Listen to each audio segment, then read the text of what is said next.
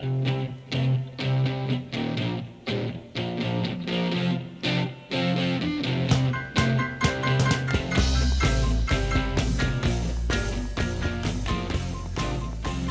everyone, welcome to WJBX. My name is John Nuzzolese and my mission is to help landlords everywhere avoid expensive tenant problems and bad situations while dealing with your rental properties.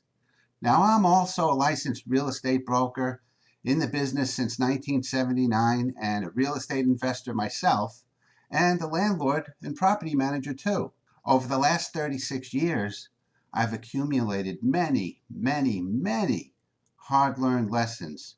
And over the last 16 years, I have been sharing and coaching and teaching other landlords ways to make more money through the finding and keeping of better tenants. And that's through the use of my website, the Landlord Protection Agency.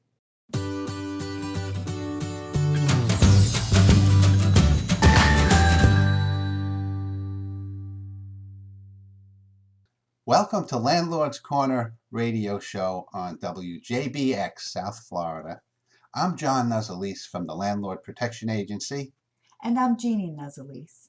We have a very special expert guest for all of you. I must tell you, he's very unique and there's no other like him. He also has a free gift for all our listeners. Many of you have heard of Mike Butler, and many investors have traveled hundreds or even thousands of miles just to learn from Mike. Mike Butler is the real McCoy. He started his real estate investing business while working his full-time job as an undercover police detective in Louisville, Kentucky. He investigated and solved contract killings, murder for hire, and organized crime, and was a member of the bomb squad. In fact, Mike Butler was in such demand that law enforcement agencies had him travel to different states to use his expertise to solve crimes and make their cities safer. Mike won numerous awards for his brave work. When he got into real estate, Mike literally blew the doors off with his real estate buying machine. Mike Butler's system allowed him to buy over 50 rental properties every year and for several years in a row. But this is not the amazing part. Listen to this. Mike bought dozens and dozens of investment properties every year while working his full-time job. Now, you may not want to own dozens and dozens of properties, but Mike will show you how you can get 5 or 10 or 20 properties to enable you to retire wealthy. Using Mike's powerful new system makes this easier than ever for you. He started off with less than $1,000, and now his rental income exceeds $1 million every year. Check this out. Mike Butler has never gone to a bank to buy an investment property, nor has he used a hard money lender, private lender, or a partner to buy. He frequently gets 0% interest loans when buying investment property and gets them approved in less than 15 minutes. Wow. And his system shows you exactly how to do this. You've heard of Money Magazine, the #1 financial magazine in the world? Well, they featured Mike Butler in an article, Can Real Estate Make You Rich? When Mike Butler's coaching you, the answer is obviously yes. Mike Butler has been featured on the Wall Street Journal radio network, in newspapers, and he has authored a #1 best-selling book, Landlording on Autopilot, which has exploded on the investor scene and has now become a training manual for hundreds of landlords and property managers all over the planet. I've read Mike's book, Landlording on Autopilot, and I was very happy with it. Mike is also a 2-term past president of his local Kentuckiana RIA group, served 3 years on the board of National RIA. He's a dad and husband first, real estate investor, broker, author, hard money lender, mentor, speaker, and trainer, and is a much sought after speaker training millionaires and future millionaires all across America. Mike doesn't do much speaking these days. This is a very rare and special opportunity for all our listeners. Right. Pay very close attention to every word he says. What Mike Butler says could make you rich. And take notes if you're not driving. Welcome to our call, Mike. Are you here? Mike? Oh, I hear you just fine, John. I was going to mess with you there a little bit. You got to have fun in real estate, guys. I'm here, and I want to thank you, John, for inviting me to be a part of your show today. It's an honor and privilege, and I'm going to do my darndest to give your listeners some simple and proven insider secrets of my business and how you can use them to build your wealth. Plus, I've got a special free gift for every investor, every listener on this show, just for attending John's radio show here. Thank you, Mike. So, Mike, let me start with this. Where did you get started, and how did an undercover police detective discover real estate? Well, that's you know what? I get asked that question probably more than almost any of the other ones. But long story short, being a police officer, I saw some of my fellow officers who had enough time in to retire. I saw them get an attitude towards their boss or something like that, throw up that favorite middle finger, and they said, I'm out of here, because they could retire. Well, guess what? I saw where they couldn't live on their pension, and they ended up getting another job, and one of the frequent ones was Churchill Downs is in my hometown, and they'd get a job on a graveyard shift riding around a golf cart, almost minimum wage guarding horses or something like that. Wow. Man, that sucks. I didn't want to do that. And then I also saw officers where they were trading hours for dollars. And we called that off-duty jobs. You might call it moonlighting or something like that. But they might, go sit on a construction site and guard that, or sit in a bank, or do a church picnic security, or department stores for the holidays, shoppers, and garden apartments, whatever, okay? But they're basically trading their hours for dollars. And I saw that, and I thought, man, that kind of sucks, because if you know anything about real estate investing, we've got earned income, we have passive income, and these poor guys and gals that were trading their hours for dollars, they didn't realize it, but they were going to have to pay 50% income tax on that money that they got, because whoever was hiring them was going to give them a 1099. But anyway, so I saw this kind of stuff going on. I said, I don't want to do that. I want to work smarter, not harder. And so without any kind of training, without any mentoring or schooling or knowing anything about the LPA, Landlord Protection Agency, or John and all of his wonderful courses and training, I just figured out that, hey, wouldn't it be kind of cool to get, let's say, like, go buy a fixer-upper house and fix it up, put a tenant in there, and then they could pay rent. They could pay rent every month. That would cover my house payment, put some money in my pocket, and if I could do it and it doesn't cost me any money out of my pocket, that'd be kind of cool. And guess what? They're going to pay that house off. And by the time that I was able to retire from the police department, if I had 2 or 3 of these houses, that could double or maybe even triple my police pension if I played it right. And so it's kind of like this. I was ready and willing. My wife was on board with it. Invest some time, energy, and effort now to where this thing is going to be like planting seeds, and it's going to grow. And I thought that was so much better than going out there and trading hours for dollars. What do you think about that? That's awesome. That's the secret to wealth. And that's what I like about investing long term. You did the right thing, because you benefit by the tenants paying off your properties, and you benefit by long-term appreciation as well. So I think you just hit the nail on the head when you decided to do that. There's 2 more things, too, on that before we move on to the next question here. Okay? There was a great big, like 7 or 12 syllable word called depreciation. Okay, that hurt my head. I don't understand it. Didn't really want to understand it. But I was from the school of common sense or logic, okay? And that was cool. And then the other thing is we have fear. Okay, and so if this was in my gut, and I knew this is what I wanted to do, just on a 6th sense, if you will, and I was always one to go out there and work and try to be more successful. Remember the old Ricky Bobby story, the Talladega Nights? Yeah. If you ain't first, you're last. If you ain't first, you're last. That's the mindset that I had. And so I started off, that's kind of scary to get started. And so you got, I'm married, I got 2 kids, and so when I was in the 7th grade, John, I got a paper route. And my paper route, we delivered morning papers, afternoon papers, Sunday papers, and I used that to pay my tuition to go to private high school. And so what better place to start than to pick up a house that was on my paper route. Wow. So I knew that neighborhood like the back of my hand, and so that's where I started, and that's how I started. So and the rest it just took off. My wife put I fixed up that one in 13 days, put a tenant in it. Across the street, the house went up for sale, and it was pretty. All I had to do was change the lock, so I bought that one with seller financing.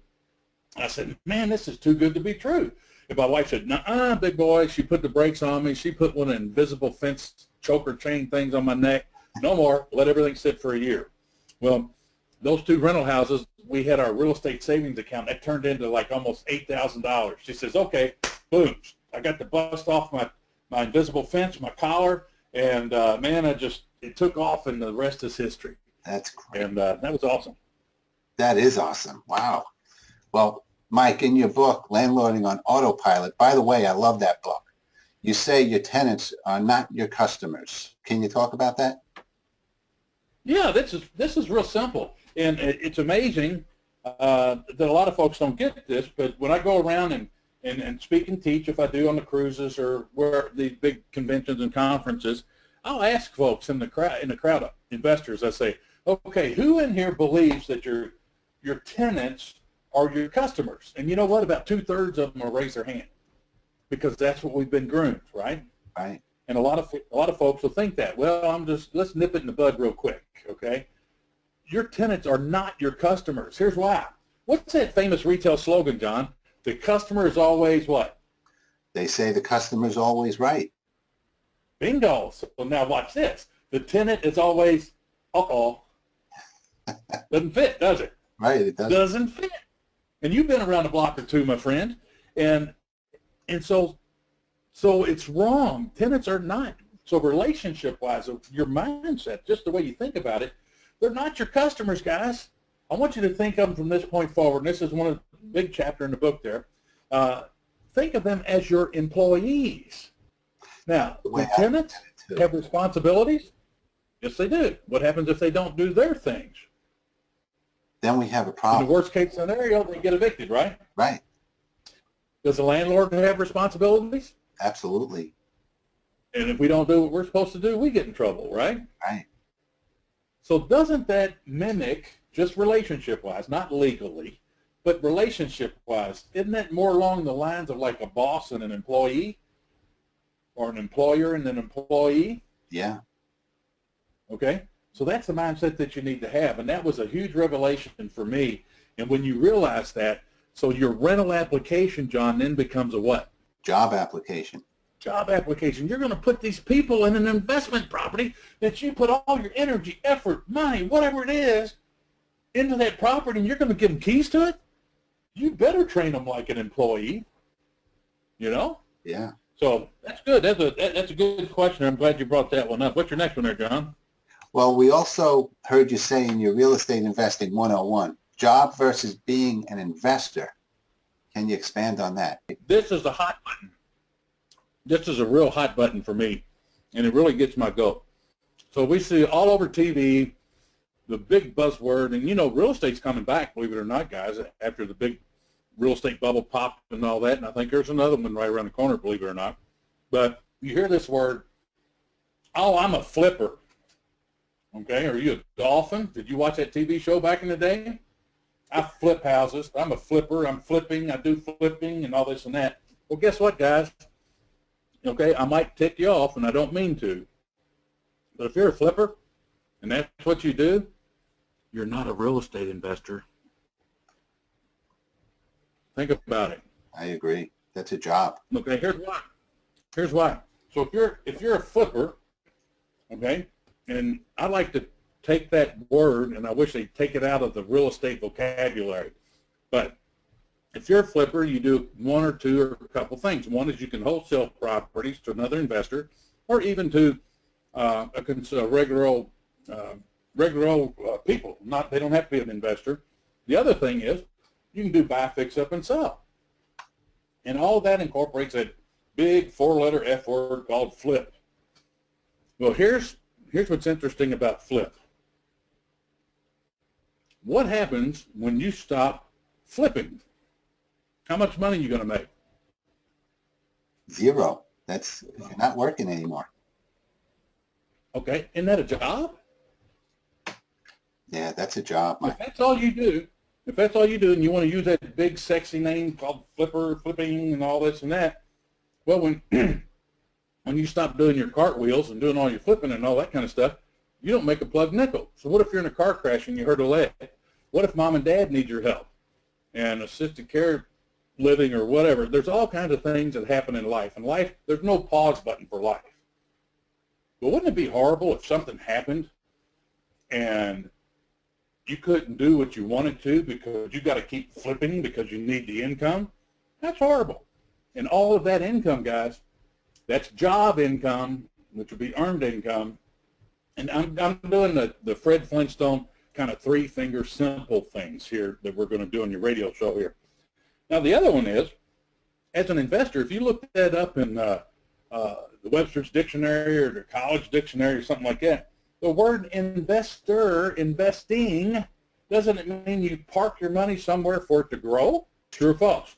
True. Yeah, it's true. So you park your money there, you invest your money so that it grows. That's investing, my friends. That's not going out and buying something, fix it up and sell it. That's what car dealerships do. That's what car lots do. Used car, buy here, pay here. All that stuff. They buy used cars at wholesale prices, and they try to get the best retail price that they can. Well, that's what you're doing with real estate, and that's a job. That's not investing. Okay? So it's real big. It hits a hot button with me. So if you want to be an investor, that means you're going to invest your money in something, and it's going to grow. That's what you want it to do. So minimum of 2 years is what the IRS says, is my understanding, that you got to own that thing in order for it to qualify as investment property, okay, being an investor, okay. You have to have it 2 years, and then you go to capital gains instead of earned income stuff. But that's a good one. You hit my hot button. Oh, thank you. Mike, you've done a lot of extensive research on mom and pop investors. What is your happy camper number? Okay, this is mind-boggling, John, and I assume that you haven't heard this yet, so I'm going to ask you. Now, I want you to imagine, if you will, with me, let's say we got 1,000 investors. Okay? 1,000 real estate investors that we conduct this research with.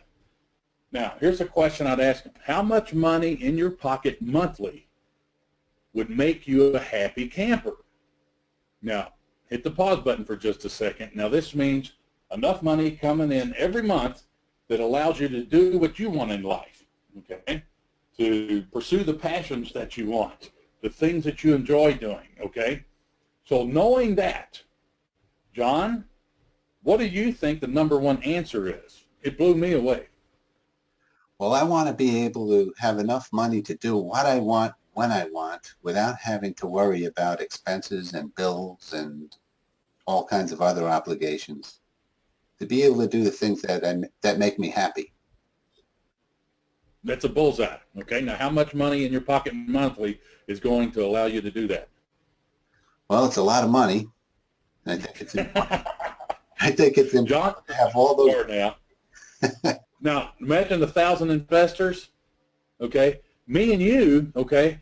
I had high, lofty goals, and that's okay, okay? I go to the beat of a different drummer, and you do too, John.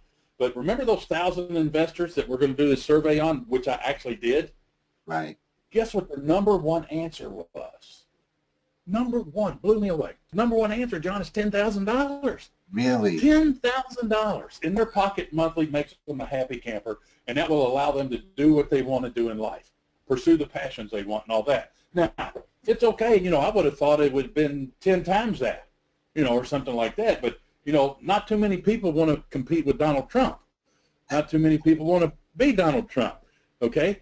And so, I use the phrase there, mom and pop investors, okay, especially folks that like having a job right now and they're trying to figure out how to bust out of that and have more financial independence and security for their family in their future. And I thought that was amazing. That tells me that most mom and pop investors, like the folks you got on this radio show right now, that's where they're at, okay? So that, you know, just $10,000 a month would allow them to do what they want, and that's very, very achievable. So that's my happy camper number, and they kind of surprised me. Did that surprise you, John? Yeah, it did. It did. But that, when you think about it, for most people, that would make their dreams come true. Yes, yes, and great, and that's incredible. And that what that tells me is that most investors are not greedy. They're not selfish. Okay, they just want to feel secure and for their family and for their future and things like that. And you can pull this off, and it's very easily doable. And you're going to see that here in just a couple of minutes. All right, what you got next there? Okay, we have single family versus multifamily versus commercial. What do you think is best, Mike? Okay, good question there, John. And here's what I'm going to say. If you're just getting started, okay, and I'm going to assume most folks probably still have a job, something like that, or you got your own little business, whether you're a plumber or you run a hardware store or something like that. Single family versus multifamily versus a commercial, okay? Now, single family properties. With single family properties, guys, single family houses, I can always be an expert, always. With some education and training, a little coaching, mentoring, what have you, I can always be an expert, right? Right. And, okay, I can always buy at wholesale, and I can sell retail if I want to. I could still have a fire sale and sell to another investor, but doesn't that stack the deck in my favor? Sure does. Okay, now watch this. Then we move over to multifamily. Okay, can you sell a multifamily property, and I don't care if it's a 4-plex, a 24-plex, or a 200 unit, who's going to be the buyer? Another investor. And what are they going to do? Beat you up. They're looking for a deal. You really can't sell retail on multifamily, can you? Now watch this. Now, single family house versus multifamily versus apartments. Okay? Now, we're all human. And John's got a wonderful way to screen residents and this and that. I've mastered that, and we hit it out of the park and all that. But watch this. What if you screw up, okay, and you get a little bit lazy, you get a little bit in a hurry, and you put what we can all relate to as a not-so-good tenant into your single-family house? Is that okay? Well, you don't like it, but you know what? You can still get them out of there, and that would be okay. Now watch this, okay? If you do it in a multifamily and you blink wrong or something, you put a less than desirable into a multifamily, oh my gosh. What's going to happen to all your good residents that live around that idiot that you moved in there? They're going to let you know, hey, John, you got to get rid of that idiot. I can't sleep at night. They're doing this. They're partying all the time, blah, blah, blah, blah, blah. And what's going to happen is in almost every state in America, you're going to have your good tenants move out faster than you can evict the dirtbag. Okay? Yeah. Now watch this. Okay? Multifamily, one more time. Let's say you got a 24-plex. Okay? And you got 5 vacancies. That's not good. You want, what kind of occupancies do you want? 100%, right? Right. Can you lower your rents to get those puppies full? Yeah, you can. You can. But I know what you're going to say. No, you can't. No, you can't. Because if you do, John, guess what the other 21 tenants are going to want? Right. That's what I mean. They're going to say, well, I want my rent lowered. That's Okay, it's like having an ant farm. Remember those ant farm things, 2 pieces of glass, sand, white sand? You put ants in them as a kid and watch them go around. Well, that's your little apartment community. They talk to each other. I don't care what you say. Okay? So if you got 5 vacant units, you can't lower the rent to make some adjustment. What if they put in some new government subsidized affordable housing across the street or a block away and they get brand new units? What are you going to do? That's brutal. Okay, but a single family house, can you lower your rents on those if the market changes? Absolutely. Who pays a water bill in multifamily? Generally the landlord, the owner. Who pays a water bill in a single family house? Tenant. Who cuts the grass? Tenant. Who got the garbage bills and all this and that? Tenant. Okay, so works out pretty well. And on your larger multifamilies, you might want to write this down, guys. Your larger multifamilies, I'm not saying a 4-plex, but let's say 24-plex or maybe even 30-plex and on up, your overhead, even if it's paid for, it's going to run you about 48 to 50% of your rents received, your overhead costs. You won't see that in single family. Depending on property taxes and where you live, where you invest, it might be 30%. I'm getting off on this a little bit. Let's move on to the next one. Okay. But commercial. Okay, commercial.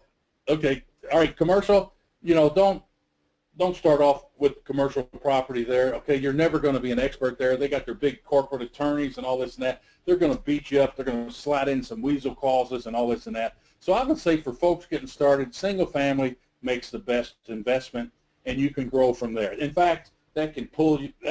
You can do that and get your $10,000 a month every month in your pocket. Makes you a happy camper with single families. I love it. Have I done all three? Yes. Do I have commercial? Do I have multifamily? I have single family? Yes, yes, yes. But I started out with single family, and I love it probably the best. Well, I think you kind of explained why you love rental houses so much, but you also have the 20-house scenario. Can you talk about the 20-house scenario? Yeah, okay. Now, listen very closely on this one, guys, and I'm going to share with you how you can get that $10,000 in your pocket every month, okay, to make you a happy camper. So I'm going to use Fred Flintstone math. I got 3 fingers here. So let's say, imagine this. Imagine what your life would be like, John, and everybody else on the call on this radio show here. Imagine what your life would be like if you had 20 nice rental houses paid for. What do you say to that, John? What do they say? That's a pretty good thing. Okay. Even the burnout landlords that used to have tenants and toilets said never again, they even say, heck yeah, I want to do that. That would be great. Okay? So 20 nice rental houses paid for. Now watch this. So let's say, to keep it simple, because we're in training here, I don't want to hurt my head or yours, John, but let's say each house rents for $1,000, just to keep it simple. Right. Okay? And let's take off $500 for these things, for property taxes, for insurance, for maintenance, and property management. Even have somebody else manage it for you. That leaves you with $500, right? This is Fred Flintstone math now. Okay. So we got $500, okay, and $500 per house. And how many houses you got? You got 20. Okay, 500 times 20 equals what? Got $10,000. Bingo. Ding, ding, ding, ding, ding, ding, ding. Okay. Now, does that sound pie in the sky? I think it sounds like pie in the sky to the people who haven't begun that mission yet, but I know it's doable, Okay. and you know it's doable. Oh, it's very doable. I'm not saying get 50 houses. I'm not saying get 100 houses, but 20, that's very doable. In fact, I did a training session with my mentoring group earlier today, John, and I gave them my business model blueprint on how to put $10,000 a month in their pocket and every month, and to do it within 3 years. And you don't want to drag that out for 20 or 30 years to do that. But wouldn't it be cool if you had a rock-solid little battle plan to knock that out and end up with 20 nice rental houses paid for in 3 years? Okay, so what? It takes 3.5 years or maybe even 4. Wouldn't that be awesome, knowing that before you get started? Yeah, that's That's awesome. very doable. Yeah, okay. So guys, this is wonderful. And remember, my goal when I got started, John, was maybe 3 houses. I didn't know what I was doing, but I thought that would double my police pension. And so to think that you could do 20, wow, okay. I wanted a lot more. John wanted a lot more. But guys, if you're just getting started, that'll put $10,000 in your pocket every month. That's a very simple battle plan right there. What's your next question there? That is awesome. Well, Mike, what were your biggest challenges with rental property? Wow, you kind of knocked me backwards on that one a little bit. You're going to make me go back and tear off some scabs on some old wounds. Okay? Okay, so my biggest challenges, and I'd like to do this, biggest pains, if you will, and maybe even some lessons learned. Okay? My top 5 challenges are pain. Okay, number 1, education. Just like what you're doing right now, listening to me and John, okay? That's going to solve a boatload of problems for you. And you need to make education, put that in your budget every year, just like you do for advertising or utilities, insurance, things like that. Education has to be a part of the sharp real estate investor. How many times have we seen folks have been in it 30, 40, even longer than what, and not as long as John's done it, okay? He goes back to the previous millennium or century or whatever it is, okay? But education is always at the top of our list, you know. Listen this, learn that. But anyway, so education is huge, okay? Number two lesson learned is not having a system. Okay, so I winged it with milk crates and shoe boxes and manila folders, legal pads, and that's painful, guys. It just wear you out. Okay, so you got to have a system. But when it comes down to specific things, okay, how about screening and finding great tenants? A lot of folks, especially those getting started, man, you know, gosh, that's just horrible. I fixed this place up. I made it nice. It got a bad tenant. I didn't know how to screen them, and they tore the place up. Now I got to go in there and renovate it again, blah, blah, blah, blah, blah, okay? You don't have to do that. You can fix that. I figured out how to solve that, and you can too. How about getting tenants to pay rent? It's real easy to say everything looks good on the application and all this and that, but how do you get them to actually pay rent and pay it on time and pay all of it? Okay, that's a big pain getting started. Okay, they got all these excuses and stories about, you know, grandma number 23, she got her leg run over when in her pickup truck, hit by a train on the way to see grandson in prison or something, a country music song, okay? So getting them to pay rent. Here's another one. Okay, and I know this happens to everybody. Getting your tenants to pay for tenant chargeable repairs. Isn't that huge, John? That is so huge. It's and I'll let you keep on talking about that, but that is a big one. Okay, so you got somebody goes over to fix this or fix that, you know, and the kid tore it up, or just pulling the toothbrush out of a sink or something. You know, that's tenant chargeable. Okay, but getting them to pay for it's another story. I had one tenant one time dump their bean soup in the toilet, and the ham hock bone got wedged in the toilet. Oh boy. Woo. Okay. So anyway, tenant turnovers. Okay, I see that happening to folks all over the country, and wouldn't it be cool if your average life of a resident was about 8 years? I've got many of my properties today, John, that I bought back in the early 90s, still have the very same tenant that moved in there on day one. Yeah. So tenant turnovers can clobber you. Tenant turnovers can eat up your cash flow. And it can be expensive. In addition to lost rents, you're paying utilities and lawn service, getting people over there to, I don't want you to swing a hammer. No, no, no, no, no. No, your job is to sign checks and get somebody else to do it. Your brain's too sharp for you to do that stuff, okay? What about collecting money after they've moved out? That's another. That seems to be a pain. Yeah, isn't it? And then to complement all of this, how about finding competent, qualified, honest contractors that don't rip you off and stuff? So I went over a little more than 5, but those are the ones that I think are kind of go to the top of the list for the cream of the crap, if you will.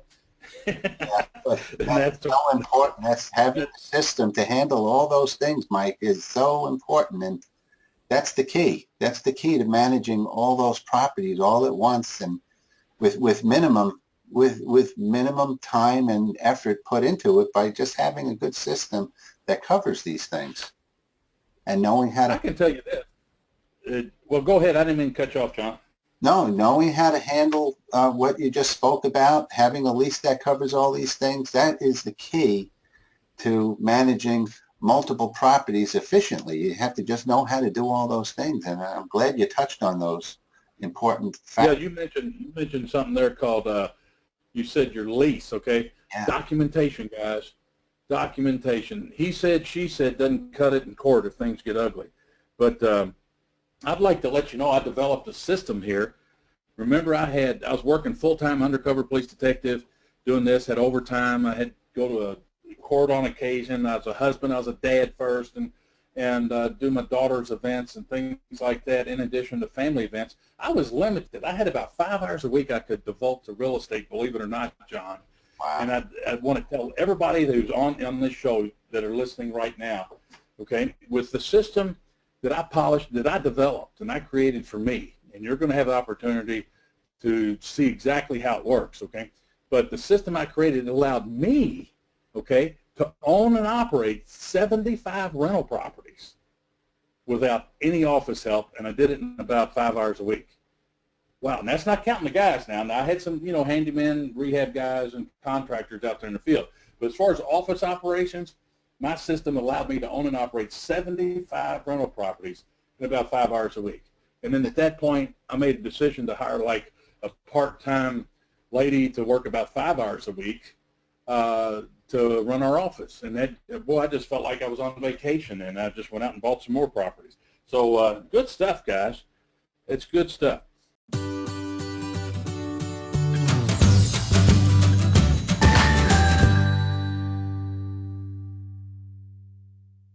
What's your next one there you got? Well, We're about getting close on time here. No, this is good stuff, Mike.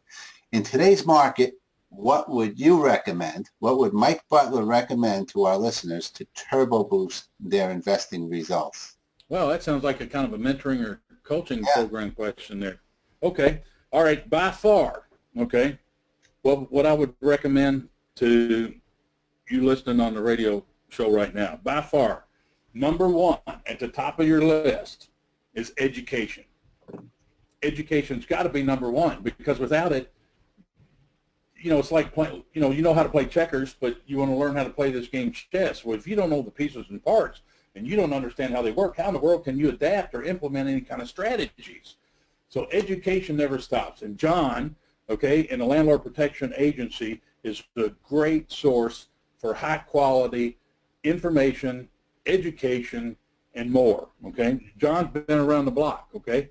And he's not going to steer you wrong. And that's why, and I'm thankful that John's got me on here to share this with you guys.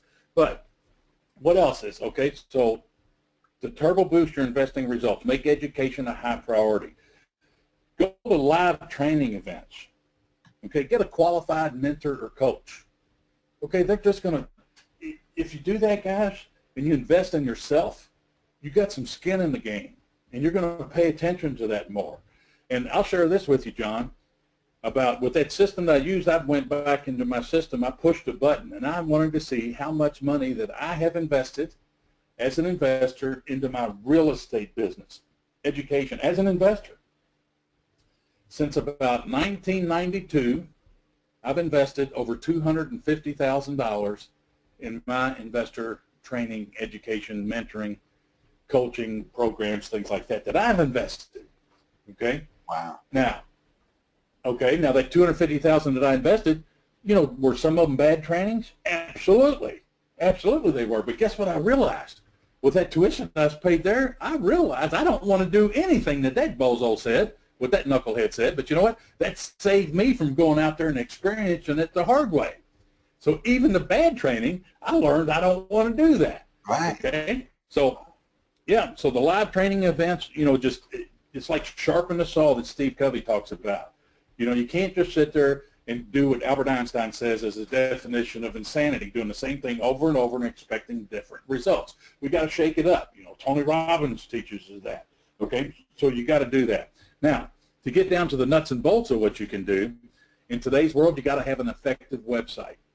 Okay, no longer is your website a business card in the sky. It's got to be interactive. It has to provide information. It makes you look like you got credibility. You're a professional. Okay, be careful. Don't get those ones that you do a freebie, cheesy looking website up there, and I can give you a free website that's professional and it works. Okay, so imagine this. So now a motivated seller, that's who you're going to target. A motivated seller, they can go to your website on what days? Is it open during business hours? They can go there 24 hours a day, 7 days a week, 365 days a year. Now, when me and John got started, we didn't have that. Okay, we had that wire going from can to can across some telephone poles between each house, didn't we? That's right. So you got to have an effective website. You got to have an effective business card, okay, that is not one of those things you get out of the books at Office Depot. It's got to work. You got about 2.5 to 3 seconds for somebody looking at your business card, and what they're asking themselves when they look at your card is, what's in it for me? If they can't see any benefit for them, it's gone. You just lost that opportunity, that lead. Okay? And then this one here, I'd like for everybody to write this one down. And this is the Mike Butler Investor's Pledge. And this was a game changer for me. And Mike Butler's Investor Pledge, when I did this to myself back around 1992 or 93, I guarantee you this one investor pledge I created for me has made me well over $1 million every single time. It is unbelievable. You ready for this one, John? You might like it. Yeah, let's hear it, Mike. Thank you. Okay. So I'm not going to ask you to raise your right hand or left hand because you're going to need an ink pen to write down what I'm getting ready to tell you, okay? So write this down. I'm going to repeat it. I promise to myself and my family, okay, and you can repeat it out loud to yourself here while we're on this. I promise to myself and my family from this moment forward, to make an offer, even if ridiculous, on every property, I take time out of my precious day to view. I promise to myself and my family from this moment forward to make an offer, even if ridiculous, on every property I take time out of my precious day to view. Now think about this, guys. You guys have been investing for a while, especially John.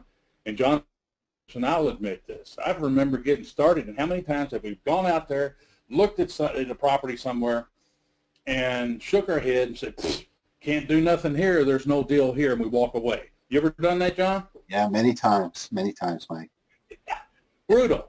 Now, watch this. With that investor pledge, what do you got to do? Can you walk away and say, hey, there's no deal here? No, even if it's ridiculous, you make the offer, you never know what might happen. Yeah, I've got so many stories I can tell you about that, guys. But what kind of an offer? If you say there's no deal there, you're still going to make an offer. What kind, John?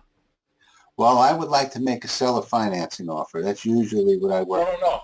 What kind? It says right here in your pledge. Oh, even if what? Ridiculous. Ridiculous, okay? Even if ridiculous. And guess what's going to happen? I'll be honest with you. I'm going to say 90%, maybe 95% is going to say, no, you're an idiot. Get out of here. Blah, blah, blah. Guess what happens every once in a while? Yeah. Guess what happens every once in a while, John? Sometimes they go for it. They say yes, even if it's listed with a real estate agent. Unbelievable. Had an agent call me up, cuss me out.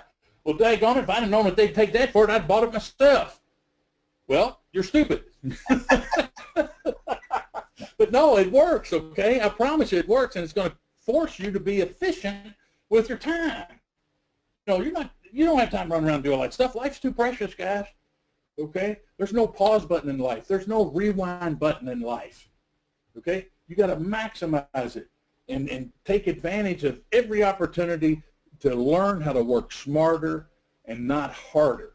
And on top of all this that I shared with you, the ultimate is to learn how to do tax-free profit and income for life. That is the ultimate, and you really, truly can do that. So upcoming live training webinar, okay? That's hosted by you, John. Can you tell our listeners on the show here? We're going to be doing a live landlord training webinar that'll be hosted by me and the LPA with special guest Mike Butler. And it's going to be a very informative webinar talking about some of the stuff that Mike spoke about here and more about how to manage your properties, how to save money on taxes, and it's going to be very, very informative. You won't regret it, and it's free. It's a free webinar, and it's not something any serious landlord would want to miss. Don't allow yourself to miss this. It's going to be important. And you can get that on the lpa.com/Mike Butler. Okay, that's THELPA.com/Mike Butler. And we'll have that coming soon, and we'll announce the date on that page because it's going to come up, and we're going to really make a very informative webinar for you. Yeah, you can go there right now and register and register for the next one that we have coming up. And I tell you what, guys, we're going to have fun with that. And on top of that, we've got live Q&A at the end for everybody attending. Okay, so you can't beat that. Okay, now. All right, tell them what else you got for them there, John. I'm excited about this one. Well, one of the things that's pretty neat, Mike has decided to give everyone, just for listening, a free gift for anyone who listened to this radio show. And it's a special report, how you can make more money when you understand your landlord bubble compared to your tenant's bubble. Master this, and you will be well on your way to getting over 100% of your rents every month. And you can get that online at www.mikebutler.com/bubble. And make sure you get that special report because that in itself is a very valuable thing to have. And Mike, thank you so much for being my special guest on this radio show. I've been looking forward to this for a long time, and I'm glad that we're going to be working together and doing this webinar to help spread the word to more landlords about how they can enrich themselves and show them the tools that they need, the systems that they can use to make their lives so much easier than fumbling through it with the school of hard knocks. There's no need to go through that when there are systems like yours and mine available. That is right, John. And I want to thank you for having me on there. And guys, have you ever heard a title of a special report like that? How you can make more money when you understand your landlord bubble compared to your tenant's bubble. Isn't that awesome? Never heard that one before, have you? No, I haven't. And that is something I can't wait to see. I'm looking forward to it myself. So I like being creative. I love staying ahead of the curve. I like to stay 2, 3, 5 steps ahead of everybody else in the pack. And when the masses run to the right, I walk to the left. And John does the same thing. So thank you guys so much. And I look forward to seeing you on our next live training webinar with John and the Landlord Protection Agency. Thank you so much, Mike. Bye-bye.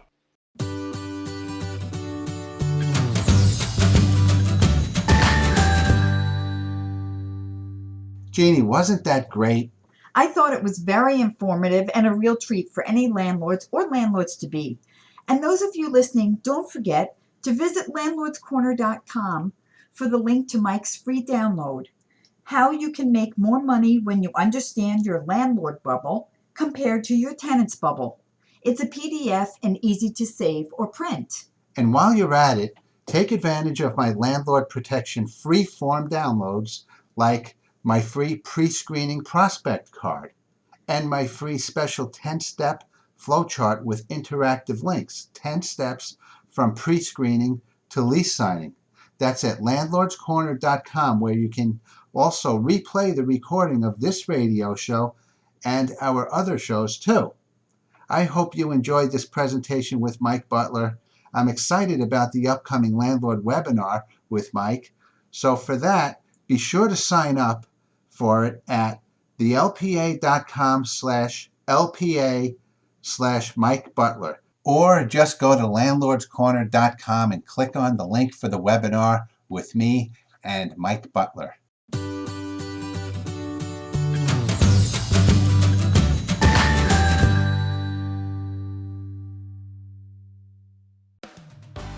Well, if you listen to any of the previous radio shows, you may remember that at the end I did some Q&A. On one episode I did quotes, landlord quotes, some of my favorite ones, and also we did some tenant excuses. But tonight I'd like to share with you a little poem, and it goes like this. If you think you are beaten, you are. If you think you dare not, you don't. If you like to win but think you can't, it's almost certain you won't. If you think you'll lose, you're lost. For out of the world we find success begins with a fellow's will. It's all in the state of mind. If you think you're outclassed, you are. You've got to think high to rise. You've got to be sure of yourself before you can ever win a prize. Life's battles don't always go to the stronger or faster man, but sooner or later, the man who wins is the man who thinks he can. Isn't that a great poem? That's something I like to read every once in a while. I have it on my wall in our office, and it's something that I think we should post on the website. Well, we're almost out of time for this week's show. So I'd like to give a shout out and recommend some very important people in our real estate business. Right here in Florida, we have some very valuable resources to be aware of. One, we have Cynthia and Gary Schmidt of the Collect Back Rent program. That's collectbackrent.com. And there's a link on our Landlord's Corner page for them, and it talks all about their system. We've got Larry Harbold, How to Buy Real Estate Without Ever Stepping into a Bank Again. He's got so many different courses on how to help you beat the odds and make it easy to be a real estate investor and become very successful very quickly. We've also got Mark Shapiro, attorney in Southwest Florida. With his title company, he also does evictions, foreclosure defense, and handles closings for buying and selling. We also have in New York, on the LPA website, we've got attorney John Reno with his Ask the Attorney page, and it is a wealth of information dealing with evictions and different types of landlord-tenant situations. And don't forget my friend TC Bradley, InstantCelebrityStatus.com, and his other website, GodMadeMillionaire.com. Links to these resources are all listed towards the bottom of landlordscorner.com. So check it out, and check out the website too while you're at it. As a landlord, you'll find lots of resources that you find very valuable. We only have a few minutes left on this radio show. I'd like to just read you some quotes that you might find inspirational. It is more blessed to give than receive. You know who said that? That was Jesus. 7 out of 10 judgments can be collected on. That's from Cynthia Schmidt from the collectbackrent.com program. When you need advice, do you seek someone who has proven success, or do you get advice from people who have never achieved what you desire? That was from Robert G. Allen. If you can have your rents come in as steady as your bills come in, you know you're doing something right. I don't know if you'll guess who said that, but that was from me. You are not what has happened to you. You are what you choose to become. Chuck Norris. Optimism is the faith that leads to achievement. Nothing can be done without hope and confidence. Helen Keller. Why do you look at the speck of sawdust in your brother's eye and pay no attention to the plank in your own eye? Jesus Christ. It takes 20 years to build a reputation and 5 minutes to ruin it. If you think about that, you'll do things differently.